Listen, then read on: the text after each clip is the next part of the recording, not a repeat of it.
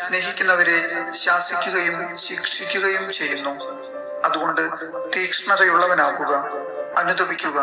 ഇതാ, ഞാൻ വാതിലിൽ മുട്ടുന്നു. ആരെങ്കിലും എന്റെ സ്വരം കേട്ട് വാതിൽ തുറന്നു തന്നാൽ ഞാൻ അവന്റെ അടുത്തേക്ക് വരും. ഞങ്ങൾ ഒരുമിച്ച് ഭക്ഷിക്കുകയും ചെയ്യും. ഞാൻ വിജയം വരിച്ച് എന്റെ പിതാവിനോടൊത്ത് അവിടുത്തെ സിംഹാസനത്തിൽ ഇരിക്കുന്നത് പോലെ വിജയം വരിക്കുന്നവനെ എന്നോടൊത്ത് എന്റെ സിംഹാസനത്തിൽ ഞാൻ ഇരുത്തും.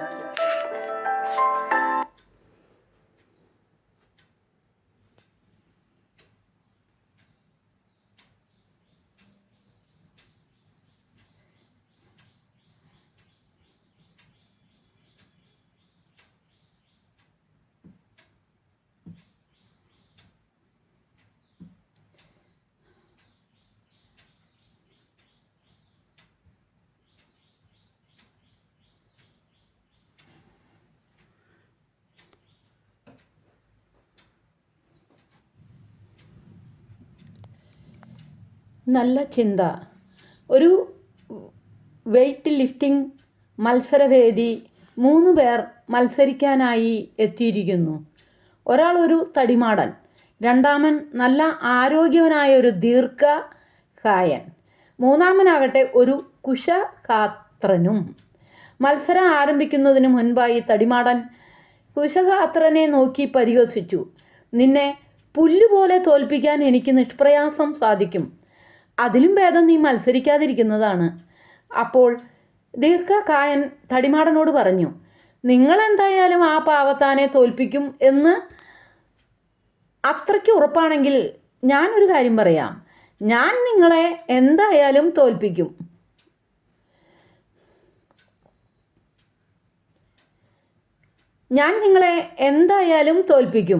അതുകൊണ്ട് നിങ്ങളും ഈ മത്സരത്തിൽ നിന്ന് പിന്മാറാവുന്നതാണ് ബുദ്ധി.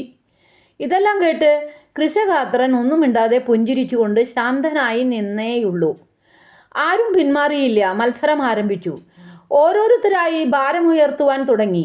ഉയർത്താനുള്ള ഭാരം ഘട്ടം ഘട്ടമായി സംഘാടകർ കൂട്ടിക്കൊണ്ടിരുന്നു. ഒരു ഘട്ടം എത്തിയപ്പോൾ തനിക്ക് എത്ര നിസ്സാരമെന്ന മട്ടിൽ തടിമാടൻ ഉയർത്തിയ ഭാരം അല്പം ഒരു അശ്രദ്ധ കൊണ്ട് അയാളുടെ മേലേക്ക് തന്നെ തെന്നി വീഴുകയും പരിക്ക് പറ്റി അയാൾ മത്സരത്തിൽ നിന്ന് പുറത്താവുകയും ചെയ്തു. ദീർഘകായനും കൂടിയ ഭാരം ഉയർത്തിയപ്പോൾ നട്ടെല്ല് ഉളുക്കി നിലത്ത് ഇരുന്നുപോയി. അയാൾക്കും മത്സരത്തിൽ നിന്ന് പിൻവാങ്ങേണ്ടി വന്നു. എന്നാൽ കുശഗാത്രനാവട്ടെ പ്രാർത്ഥനയോടെ വളരെ ശ്രദ്ധയോടും ആത്മവിശ്വാസത്തോടും കൂടി ഭാരം ഉയർത്തുകയും വിജയിക്കുകയും ചെയ്തു. ഏതൊരു രംഗത്തും വിജയം വരിക്കണമെങ്കിൽ നമുക്ക് അവനവനിൽ തന്നെ വിശ്വാസം വേണം.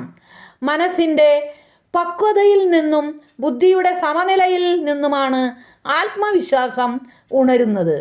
ഈ പക്വതയും സമനിലയും ഇല്ലാത്തിടത്ത് അഹങ്കാരം ഉടലെടുക്കും. അഹങ്കാരം പരാജയത്തിന് കാരണമാകും.